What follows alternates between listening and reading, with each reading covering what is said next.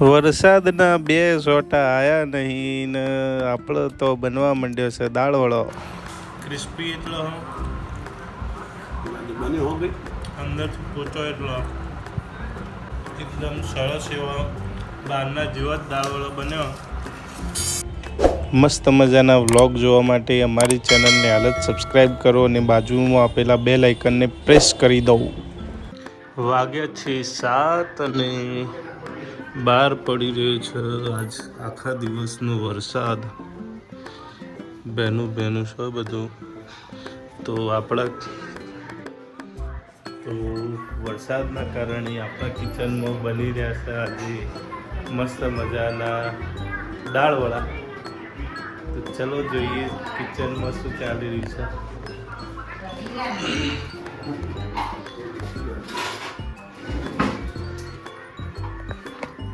તો દાળ પલાળીને મૂકેલી છે 3-4 કલાકની. આ બાજુ મસાલો તૈયાર થઈ ગયો. મરચો, આદુ, લસણ,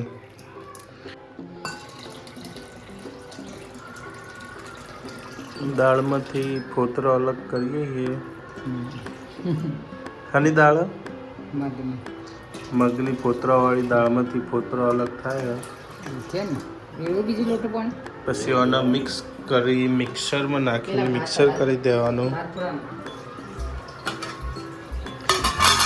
સરસ મજાના ભાત બની રહ્યા છે.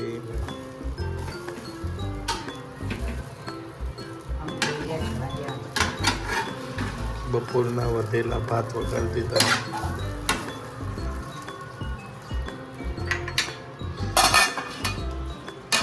થોડો પછી ચાલો લઈ જતો હતો નહીં.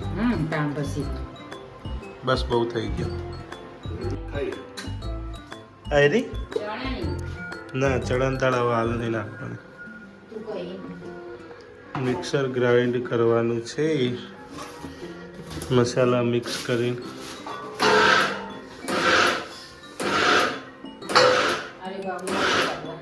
તો હજી મરચો તું સમાજ નથી આગળ સમાજનું મરચું મિક્સર ગ્રાઇન્ડ કરીને કાઢી દીધું. અને આપણો મરચો સમાજ દીચો પાકી. કઢાઈમાં મુકાઈ ગયું છે તેલ, પરંતુ આપણા બેટર મિક્સ કરેલા બેટરમાં થોડું પાણી વધારે પડી ગયું. તે આપણે થોડું 2 ચમચી લોટ નાખી દીધો. લોટ છે ચણાનો લોટ, જેના કારણે ચણાનો લોટ થોડું પાણી શોષી લે અને બેટર બની જાય એકદમ જાડું ઘટ, જેથી આપણે સરસ મજાનો ભજીયો પાડીએ કે આપણે ચાખી ગયા છીએ લોટ. પછી ચખાય ખબર પડે. આટલી તીખું જ બનશે. બરોબર તીખું જોવો ને તારે બરોબર આમ બીજું બધું તીખું પડે. મરચું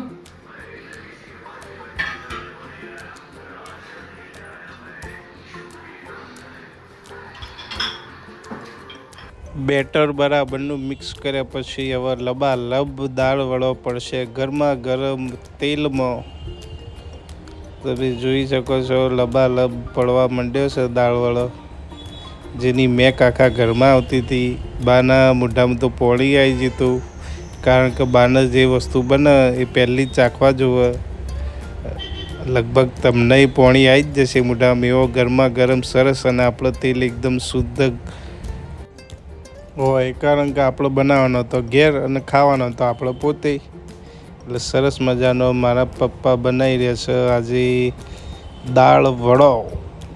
ઘણા ટાઈમ પછી એમના હાથનો દાળ વડો ખાવા મળ્યો છે, એટલે આજ દબાઈને બેટિંગ કરવાની છે. હજુ આ એકવાર પહેલો ગોળ નખાઈ જાય પછી અને ફરીથી પાછો ફ્રાય કરવો પડશે. થોડો ધીમો રાખવો લાલ ના થઈ જાય.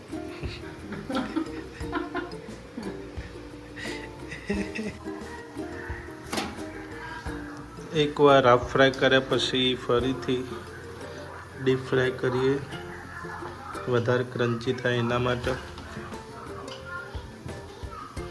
અને એક બાજુ બનેલી છે રોટલી, બનશે મરચો. ડુંગળી કાપવી પડશે ને બાજુ ડુંગળી કાપવી. તો તો સરસ મજાના દાળવાળા તૈયાર થઈ ગયા છે અને આજે જમવામાં છે રોટલી, વઘારેલો ભાત, ચોળીનું શાક, સરસ મજાના દાળવાળા, મરચાં અને ડુંગળી. ચલો ટેસ્ટ કરીએ દાળવાળાનો.